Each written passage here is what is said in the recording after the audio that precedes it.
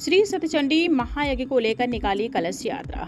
तिकोनिया खीरी कस्बे के सुथना देवी मंदिर पर हर वर्ष की भांति इस वर्ष भी श्री सतचंडी महायज्ञ का आयोजन किया गया है, जिसको लेकर कस्बे में गुरुवार को कलश यात्रा निकाली गई। कलश यात्रा में सबसे अधिक महिलाओं ने भाग लिया। इस अवसर पर मंदिर के महंत बाबा ब्रजेश गिरी सहित तमाम श्रद्धालु मौजूद रहे। कलश यात्रा देवी मंदिर से निकलकर टायर चौराहा होते हुए तिकुनिया मुख्य मार्ग से पुरानी कोतवाली होते हुए निकाली गई। इसके बाद देवी मंदिर पर कलश यात्रा का समापन 11 बजे किया गया। इस अवसर पर श्रद्धालु देवी माता के जयकारे लगा रहे थे। यात्रा में अंतर्राष्ट्रीय हिंदू परिषद, राष्ट्रीय बजरंग दल तथा दुर्गा वाहिनी की महिलाओं ने भी भाग लिया।